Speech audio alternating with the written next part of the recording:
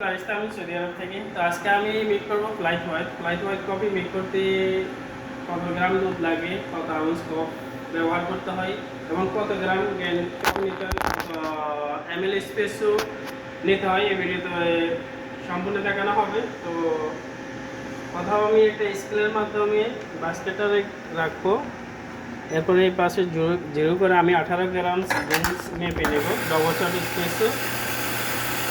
প্রথমে এখানে 18.5, তো আমি 18 গ্রামসে নিব, তারপর ডিস্ট্রিবিউটার করে নিলাম। এরপরে ট্যাম্প 20 থেকে 25 কিলো ট্যাম্প করে নিতে হবে। তারপরে বাস্কেটটা মেশিনে হেডে লাগানোর আগে আপনার এটাকে ফ্লাশ করে নিতে হবে। এরপরে শক্ত করে বাস্কেটটাকে লাগিয়ে নিতে হবে। আর ফ্লাইট হোয়াইটের জন্য 7 আউন্স কফ ইউজ করতে হবে আমাদের, এটা 7 আউন্স এবং স্পেসও নিতে হবে 36 ml। 18 গ্রাম কফি বিনস থেকে 36 ml স্পেসও নিতে হবে, রেশিও দাঁড়াবে 1:2।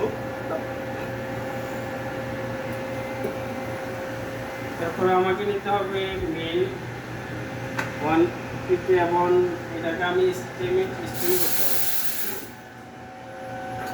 আর মিল্ক স্টিমের মধ্যে আপনার ফোম থাকবে 10 থেকে 15% এবং গরম হবে 50 থেকে 55%।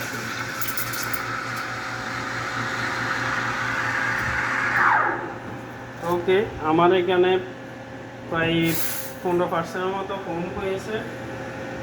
অ্যাপ্লাই করতে আপনার ইচ্ছে যে কোনো আকার পেপার করতে পারেন। তো আমি সংক্ষেপে একটা টিউলিপ আঁকার চেষ্টা করব।